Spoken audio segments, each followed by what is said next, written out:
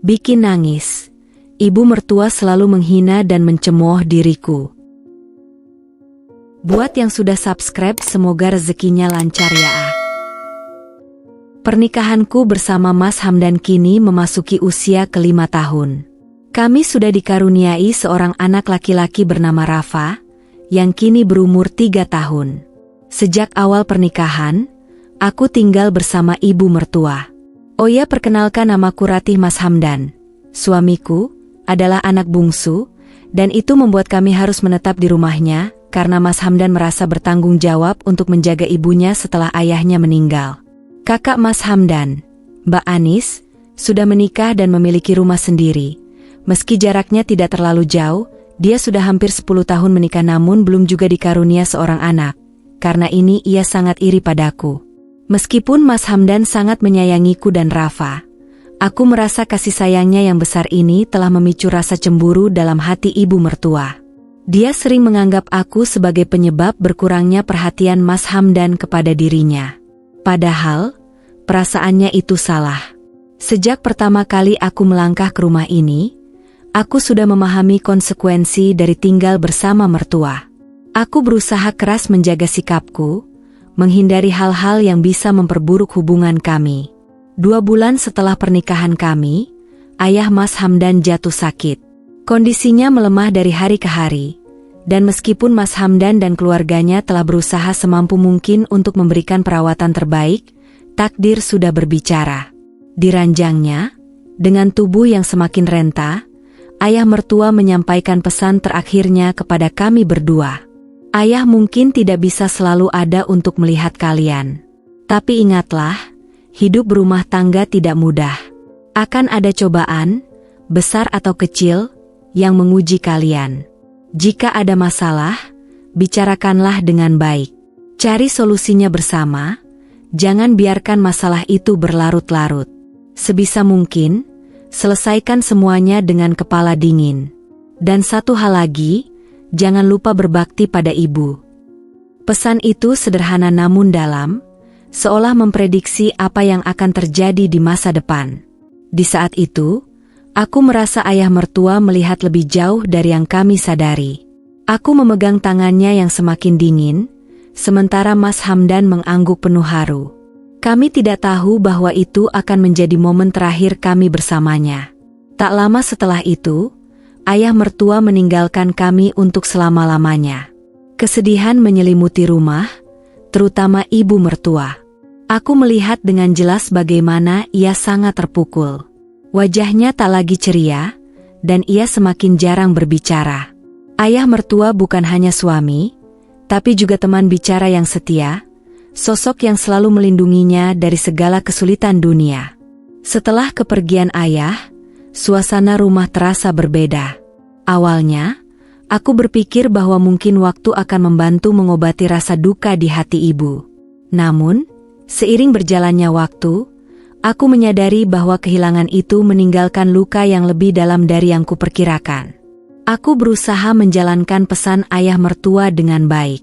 Sejak hari pertama aku tinggal di rumah ini, aku tahu bahwa hidup bersama ibu mertua bukanlah hal yang mudah.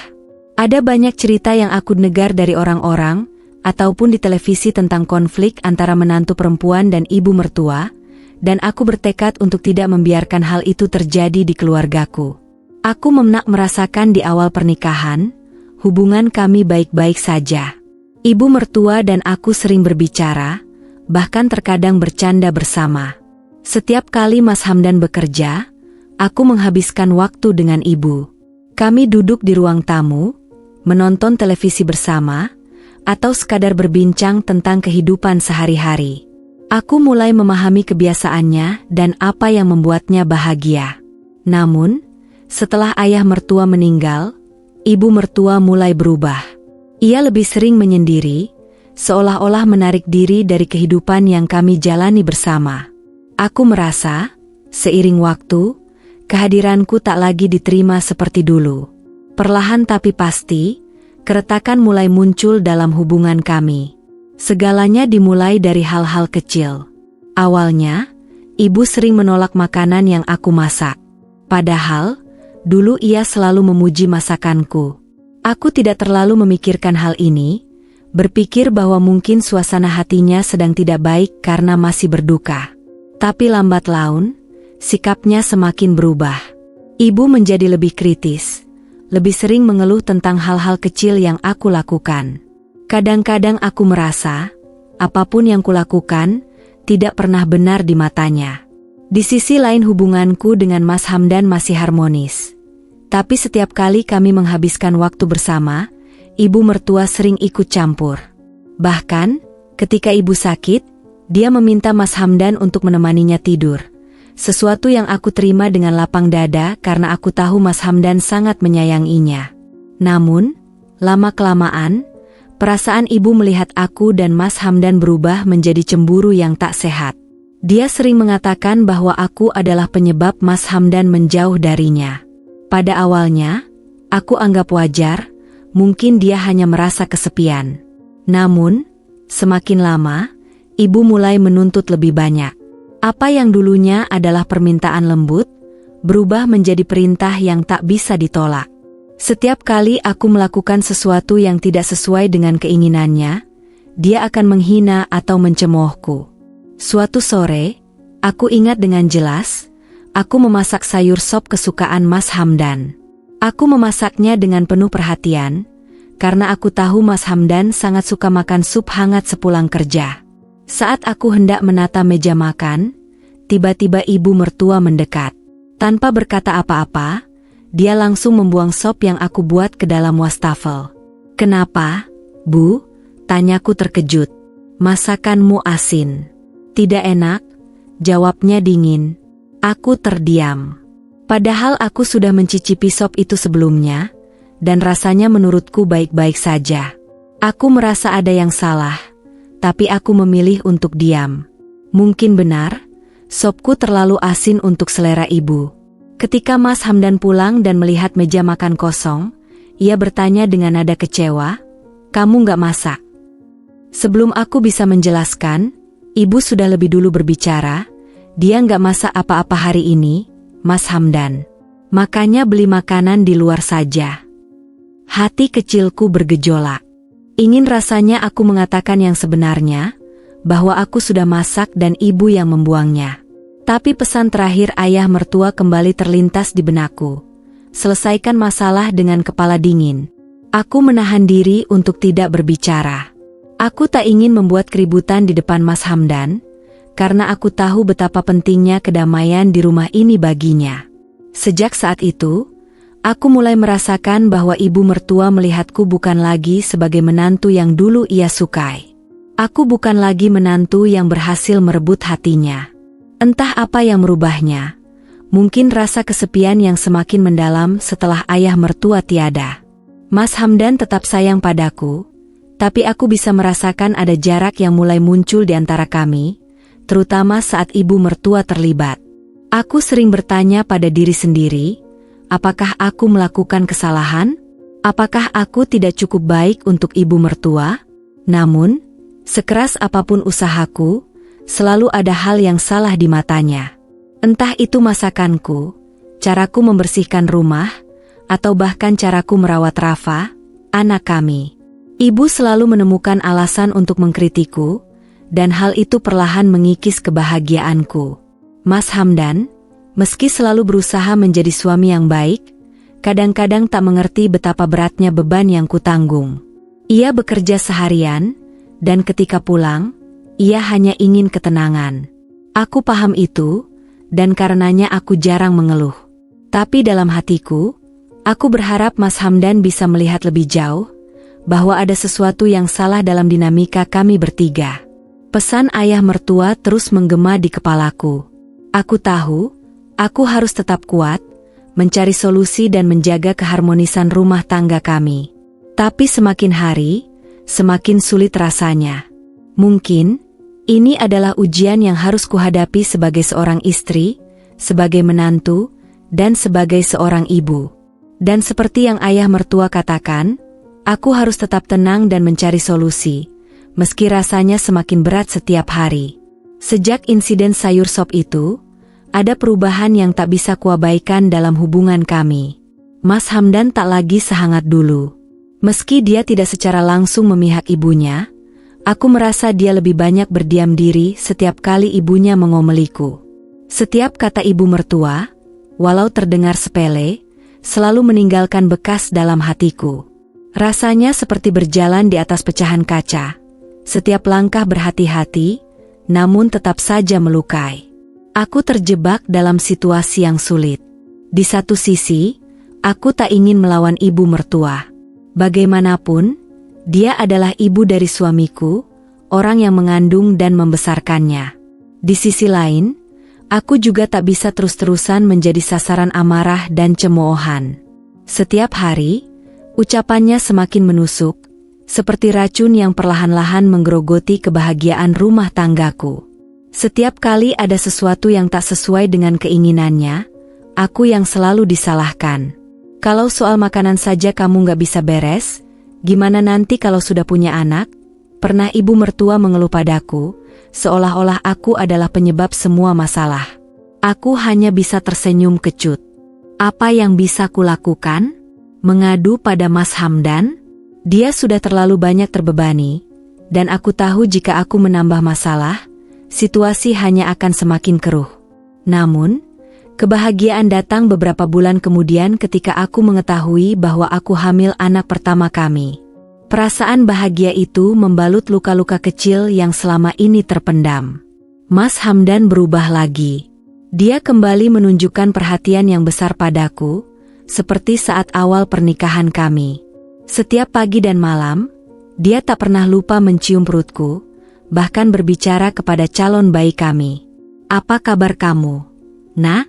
Ayah sudah gak sabar ketemu," katanya setiap kali dengan senyum lebar, seakan bayi di dalam perutku bisa mendengarnya. Setiap malam, Mas Hamdan merencanakan masa depan untuk anak kami. Dia sudah mulai berbicara tentang pendidikan, tentang apa yang akan dilakukan untuk memberikan yang terbaik bagi buah hati kami nanti. Perhatian dan cinta yang dia tunjukkan membuatku merasa dihargai lagi, seolah ada harapan baru untuk masa depan rumah tangga kami.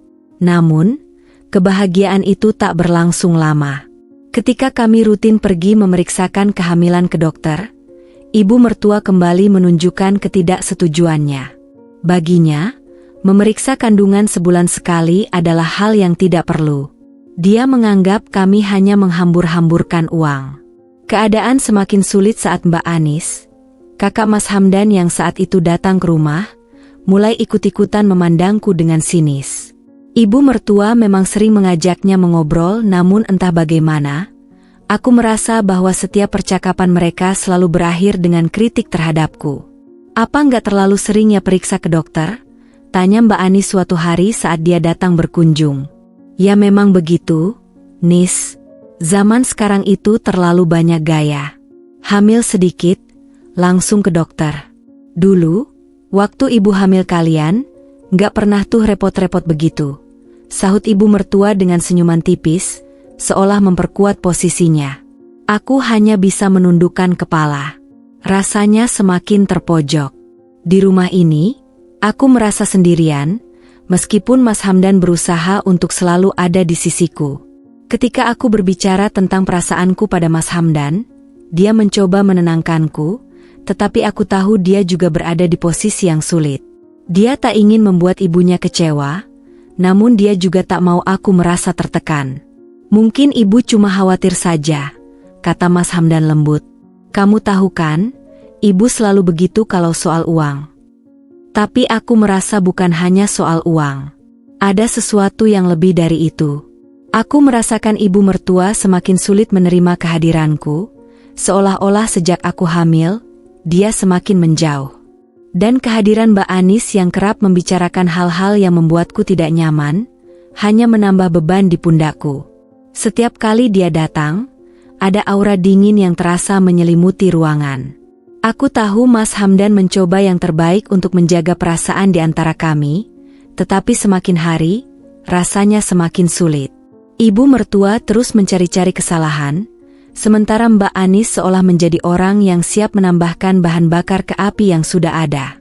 Ketika aku melahirkan Rafa, anak pertama kami, dunia seolah penuh cahaya bagi Mas Hamdan. Dia begitu bahagia, Setiap hari dia memperlihatkan kegembiraannya menjadi seorang ayah. Setiap malam Mas Hamdan akan duduk di samping Rafa, menggendongnya dengan lembut dan membisikkan doa-doa penuh harapan. Namun, di balik kebahagiaan itu, ada sesuatu yang terasa tidak utuh. Ibu mertua sama sekali tidak menunjukkan perhatian pada cucunya. Bahkan ketika Rafa sering berada di dekatnya, ibu hanya menatapnya sekilas tanpa pernah menggendong atau menyentuhnya. Hatinya seolah dingin, seakan-akan kehadiran Rafa tak berarti apa-apa baginya. Aku sering bertanya-tanya, mengapa ibu bersikap seperti itu? Apakah dia merasa bahwa aku telah merebut Mas Hamdan darinya? Sejak aku menikah dengan Mas Hamdan, aku tahu bahwa hubungan antara ibu dan anaknya sangat erat. Mas Hamdan adalah anak bungsu, dan mungkin ibu merasa kehilangan ketika Mas Hamdan mulai mengalihkan perhatiannya padaku dan sekarang pada Rafa. Meskipun hubungan kami terlihat tenang dari luar, di dalam hati aku merasa sangat tertekan. Setiap hari aku harus berusaha keras untuk tidak menunjukkan perasaanku pada Mas Hamdan. Aku tahu bahwa jika aku mengeluh tentang sikap ibunya, itu hanya akan membuat situasi semakin rumit. Aku takut Mas Hamdan akan berpikir bahwa aku tidak menghormati ibunya atau membuatnya merasa terjepit di antara kami berdua. Jadi, aku memilih untuk diam, menyimpan semua kekesalan dan kesedihan ini sendiri. Satu-satunya pelarianku adalah Rafa. Melihat wajah polosnya yang damai setiap kali ia tertidur di pelukanku, memberiku kekuatan untuk bertahan. Namun, ada saat-saat di mana aku merasa sangat sendirian, bahkan di tengah keluarga yang seharusnya merangkulku.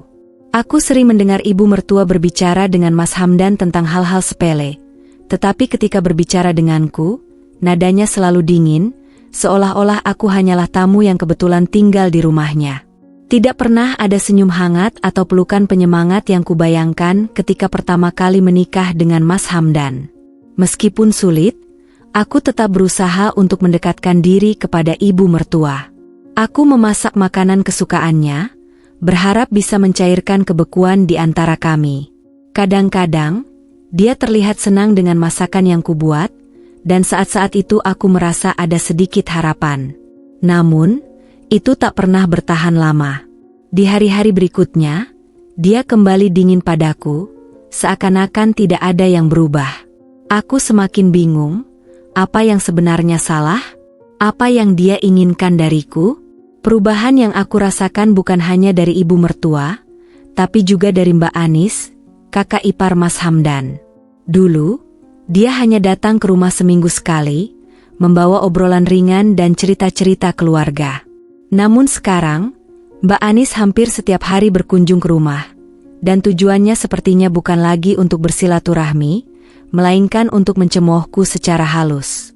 Kamu tahu, menantu itu memang posisinya harus bisa mengerti orang tua, katanya sambil tersenyum tipis, tapi matanya menyiratkan sesuatu yang lain. Setiap kali Mbak Anis berbicara, ada nada sindiran yang tersembunyi. Aku mencoba untuk tidak memikirkannya, tetapi semakin lama, cemoohan itu semakin sulit untuk diabaikan. Rasanya seperti disudutkan oleh kedua wanita ini, ibu mertua dan kakak ipar yang sepertinya semakin kompak dalam mengkritik setiap langkahku. Aku pernah mencoba berbicara dengan Mas Hamdan tentang perasaanku, tetapi kata-kataku selalu tersendat. Aku takut jika aku mulai mengeluh, Mas Hamdan akan berpikir bahwa aku tidak cukup kuat menghadapi tantangan dalam rumah tangga kami. Lagi pula, dia sudah punya cukup beban di tempat kerja, dan aku tidak ingin menambah bebannya dengan masalah di rumah. Namun, semakin aku menyimpan semuanya sendiri, semakin besar rasa sakit itu.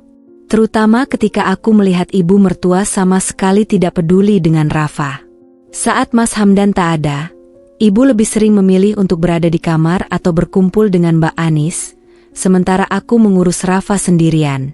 Ketika Mas Hamdan pulang, mereka tampak normal, seolah-olah tidak ada apa-apa, namun aku tahu bahwa situasi ini tidak sehat. Aku terus berjuang untuk bersabar, berusaha memperbaiki hubungan yang retak ini. Tetapi, di dalam hatiku, aku takut. Takut bahwa suatu hari, semua yang kusimpan akan meledak, dan saat itu, Aku tidak tahu apa yang akan terjadi.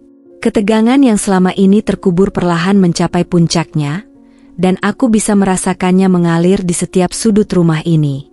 Ibu mertua dan Mbak Anis, yang selama ini terlihat dingin, akhirnya menunjukkan taringnya. Mereka mulai menyerangku dengan tuduhan-tuduhan yang tidak masuk akal. Puncaknya terjadi ketika mereka mulai menyebarkan tuduhan bahwa aku tidak merawat Rafa dengan baik. Ibu nggak ngerti ya? Kenapa Rafa sering sakit-sakitan? Apa kamu benar-benar memperhatikan dia? Kayaknya kamu terlalu sibuk mengurus diri sendiri, jadi anak dibiarkan begitu saja.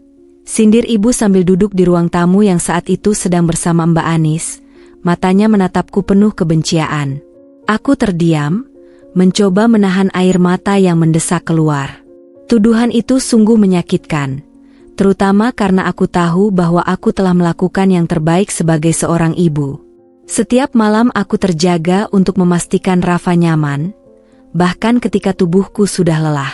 Setiap pagi aku bangun lebih awal untuk menyiapkan sarapan dan memastikan Rafa mendapatkan perhatian yang cukup. Namun, semua usahaku seakan tidak ada artinya di mata mereka. Mas Hamdan, yang baru pulang dari kerja, langsung disambut oleh ibu mertua dengan keluhan yang tampaknya sudah mereka rencanakan. Hamdan sini, kamu lihat sendiri kan? Rafa sering batuk-batuk. Ibu curiga dia kurang diperhatikan sama istrimu. Soalnya ibu lihat dia lebih sibuk mengurus penampilannya sendiri, kata ibu mertua, suaranya penuh keluhan dan kritikan terselubung. Wajah Mas Hamdan tampak lelah dan kusut. Seolah-olah dunia di luar sana sudah cukup membebani pikirannya, namun sekarang ditambah dengan masalah di rumah. Apa benar begitu, Dek? Tanyanya dengan nada rendah tapi jelas ada kekesalan yang ditahan. Kenapa Rafa bisa sampai sering sakit? Aku menatap Mas Hamdan dengan mata berkaca-kaca. Aku sudah melakukan yang terbaik, Mas. Rafa mungkin hanya kecapean karena sedang tumbuh gigi, tapi aku selalu mengurusnya. Aku bahkan jarang punya waktu untuk diriku sendiri. Namun, Mas Hamdan tampak tidak puas dengan jawabanku. Tekanan dari ibunya dan Mbak Anis sepertinya mulai mempengaruhi pikirannya. Tapi ibu dan Mbak Anis bilang kamu sering kelihatan sibuk sendiri. Rafa sering dibiarkan. Kenapa ibu sampai berpikiran begitu kalau kamu memang benar-benar memperhatikan Rafa? Rasanya seperti ditikam dari belakang. Aku tahu Mas Hamdan sedang dihadapkan pada situasi sulit, terjepit di antara istri dan keluarganya, tapi mendengar dia meragukan usahaku benar-benar menyakitkan. Aku tahu mereka tidak suka dengan hubungan kami yang semakin harmonis, dan ini mungkin cara mereka untuk menghancurkan kebahagiaan kami. Mereka cemburu karena Mas Hamdan mulai lebih banyak menghabiskan waktu bersamaku dan Rafa, ketimbang bersama mereka. Mbak Anis, yang duduk tak jauh dari kami, hanya menyeringai sambil memeluk tangan di dadanya, seakan menikmati setiap detik dari ketegangan yang terjadi. Aku cuma bilang, kalau aku jadi kamu, aku bakal lebih perhatian sama anak. Kasihan Rafa kalau sampai tumbuh besar tanpa perhatian ibunya, katanya dengan nada tajam. Aku merasa darahku mulai mendidih, tetapi aku tahu, melawan dengan kata-kata hanya akan memperburuk situasi. Aku harus tetap tenang, meskipun dalam hatiku sudah tergores dalam. Mas, aku benar-benar sudah berusaha. Aku tahu Rafa prioritas utama kita, dan aku tidak pernah membiarkan dia terlantar. Setiap kali dia butuh sesuatu, aku selalu ada. Mungkin ibu dan Mbak Anis salah paham. Namun, Mas Hamdan tampak tidak yakin. Raut wajahnya menunjukkan kebimbangan. Aku hanya nggak mau Rafa jadi korban kalau kamu terlalu sibuk. Ibu mertua yang sedari tadi diam, tiba-tiba berbicara lagi dengan nada lebih keras. Nah, kamu harus tahu itu Mas Hamdan. Ibu dan Anis di sini hanya mengatakan apa yang terjadi dengan anakmu. Kamu lihat sendiri anakmu sering sakit-sakitan kan, Mas Hamdan. Ini bukan masalah sepele loh. Suasana semakin panas. Hatiku remuk. Aku merasa seolah tidak ada satu orang pun yang benar-benar mendukungku di rumah ini. Aku ingin berteriak, mengatakan bahwa mereka salah, bahwa aku adalah ibu yang baik, bahwa mereka hanya iri dan tidak bisa menerima kenyataan bahwa Mas Hamdan lebih banyak memperhatikan keluarganya sendiri sekarang. Tapi suaraku seakan tertahan di tenggorokan. Setelah ibu selesai berbicara, Mas Hamdan bangkit berdiri. Wajahnya penuh emosi campur aduk. "Aku harap kamu rawat Rafa dengan baik, Dek. Jangan sampai buat aku kecewa," katanya sebelum meninggalkan ruang tamu. Aku hanya bisa memandangi punggungnya yang menghilang di balik pintu kamar. Air mata akhirnya tumpah, mengalir deras di pipiku. Ketidakadilan ini sungguh menyesakan, tetapi aku tidak tahu lagi harus bagaimana. Perasaan terjebak semakin mencekik, dan aku merasa seolah-olah berada di rumah yang penuh dengan musuh. Malam itu, setelah Mas Hamdan tertidur, aku duduk di samping Rafa yang terlelap dalam dekapan selimut. Aku mengelus wajah kecilnya yang polos, berusaha menenangkan diriku. Rafa adalah satu-satunya alasan aku tetap bertahan di sini. Anak ini membutuhkan cinta dan perhatianku, dan aku tahu, meski ibu mertua dan Mbak Anis berusaha memutarbalikkan kenyataan, aku akan terus berjuang untuk Rafa. Namun, satu hal yang kini semakin jelas bagiku adalah bahwa puncak ketegangan ini tidak akan berhenti sampai di sini. Ibu mertua dan Mbak Anis akan terus berusaha merusak kebahagiaanku dengan Mas Hamdan. Dan aku harus siap untuk apapun yang terjadi selanjutnya. Karena puncak ketegangan ini bisa saja menjadi awal dari sesuatu yang lebih besar dan lebih sulit untuk dihadapi. Namun, titik balik akhirnya tiba. Suatu malam yang dingin, ketika hujan deras mengguyur kota, aku mendengar suara samar dari kamar ibu mertua. Kuperhatikan bahwa dia terbatuk-batuk, dan saat aku mendekat, aku melihat wajahnya tampak pucat dan lemah. Ketika aku memanggil namanya, dia tidak menjawab, membuatku semakin khawatir. "Bu, ibu baik-baik saja?" tanyaku, berusaha tetap tenang meski hatiku berdebar kencang. Melihatnya terbaring di tempat tidur dengan napas tersengal-sengal, aku segera menghubungi Mas Hamdan. Ketika Mas Hamdan tiba, kami langsung membawanya ke rumah sakit. Dokter memeriksa dan mendiagnosisnya dengan penyakit yang cukup serius. Ibu harus dirawat intensif selama beberapa hari ke depan. Saat menunggu di ruang tunggu, rasaku campur aduk antara khawatir dan bingung. Selama ini, hubungan kami penuh ketegangan, dan kini dia terbaring lemah, bergantung padaku untuk merawatnya. Selama masa perawatan itu, aku memilih untuk menemani ibu mertua di rumah sakit. Meski kami sering berkonflik, melihatnya terbaring lemah di ranjang membuat hatiku tergerak. Setiap kali dia terbangun, aku ada di sampingnya, menyiapkan minuman dan memberikan semangat agar dia cepat pulih. Tanpa mengeluh, aku mencoba memberikan yang terbaik, karena aku tahu betapa pentingnya perawatan dan kasih sayang di saat-saat seperti ini. Mas Hamdan sering datang, dan saat melihatku merawat ibunya dengan penuh perhatian, aku bisa merasakan cahaya harapan di matanya. Dia mulai menyadari usahaku yang selama ini mungkin terabaikan. Setiap kali dia berdiri di sampingku, matanya menunjukkan keraguan yang perlahan-lahan memudar. Setelah beberapa hari, ketika ibu mertua mulai pulih, ada kelegaan di ruangan itu. Dia mulai melunak, perlahan-lahan membuka diri. Saat dia duduk di ranjang rumah sakit, aku menyodorkan air dan mengusap keningnya yang berkeringat. Ibu menatapku dengan mata yang lelah, tetapi kali ini, ada sesuatu yang berbeda. "Ratih, maafkan ibu," katanya lirih, suaranya hampir tak terdengar. "Ibu tahu ibu sudah bersikap salah. Ibu terlalu keras padamu dan tidak melihat usaha yang kamu lakukan untuk keluarga kita terutama Rafa. Ibu menyesal, Ratih." Kata-kata itu adalah hal yang selama ini aku tunggu. Air mata menggenang di mataku, tetapi kali ini bukan karena kesedihan, melainkan harapan. "Tidak apa-apa, Bu. Aku hanya ingin yang terbaik untuk keluarga kita," jawabku dengan tulus, berusaha menahan rasa haru. Sejak saat itu, Aku merasakan ada perubahan signifikan dalam sikapnya. Ibu mulai lebih sering berbicara padaku dengan nada yang lebih lembut.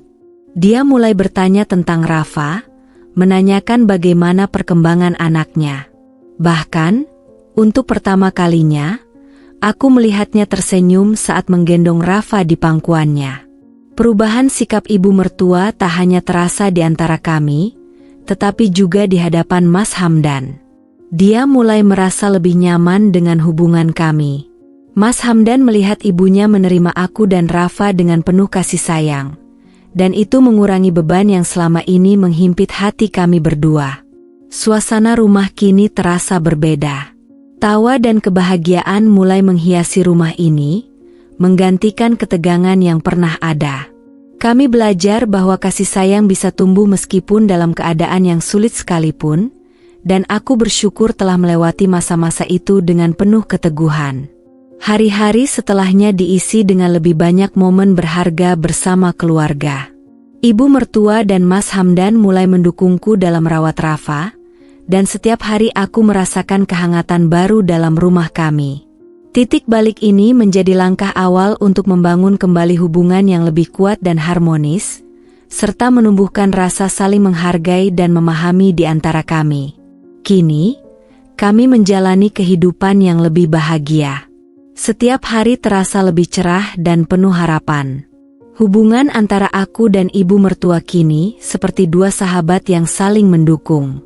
Kami sering menghabiskan waktu bersama di dapur, mencoba resep baru atau hanya sekadar berbagi cerita.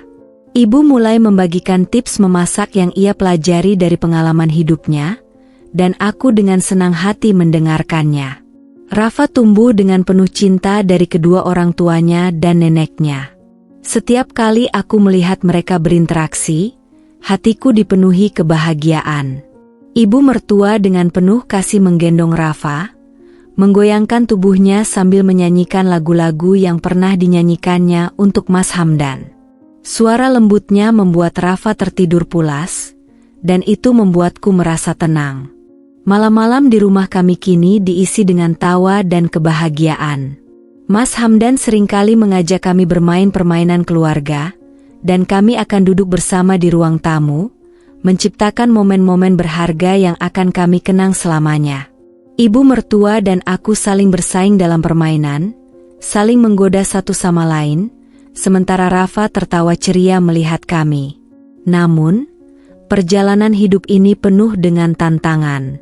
Masih ada saat-saat ketika perbedaan pendapat muncul, terutama dalam hal cara merawat Rafa. Tetapi alih-alih saling menyalahkan, kami belajar untuk berdiskusi dengan baik. Pesan yang ditinggalkan ayah mertua terus terngiang di benakku, jika ada masalah, bicarakanlah dengan baik. Cari solusi, jangan biarkan masalah itu berlarut-larut. Suatu sore, saat duduk di teras, aku dan ibu mertua berbincang tentang masa lalu. Dia mulai membuka diri, menceritakan kisah hidupnya dan tantangan yang dia hadapi ketika membesarkan Mas Hamdan. Mendengarnya membuatku menyadari betapa sulitnya menjadi seorang ibu, dan itu memberi kami kedekatan emosional yang baru. Mungkin ini juga yang menjadi penyebab dulu ibu mertua tak mau kehilangan perhatian dan kasih sayang Mas Hamdan. Ratih, ibu ingin minta maaf sekali lagi atas semua yang pernah terjadi. Ibu sering menghina dan mencemoohmu dan ibu ingin kamu tahu bahwa ibu sangat menyayangimu. Katanya dengan tulus, matanya berkaca-kaca. Bu, tidak ada yang perlu disesali. Aku berterima kasih atas semua yang telah ibu ajarkan.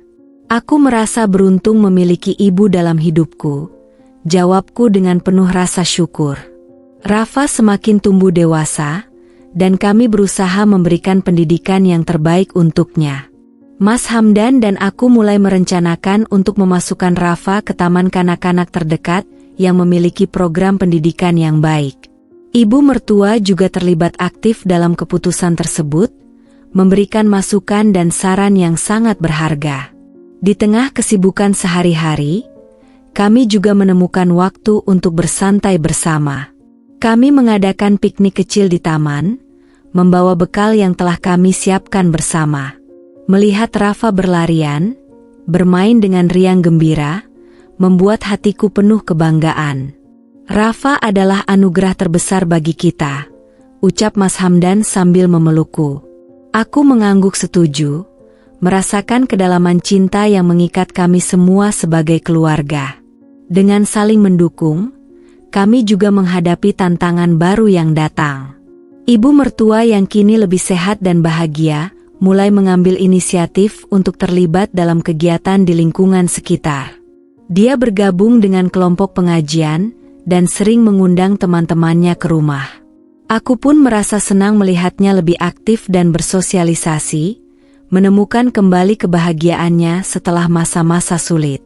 Hari demi hari berlalu, dan kami menyadari bahwa dengan kesabaran dan cinta, segala masalah bisa diatasi.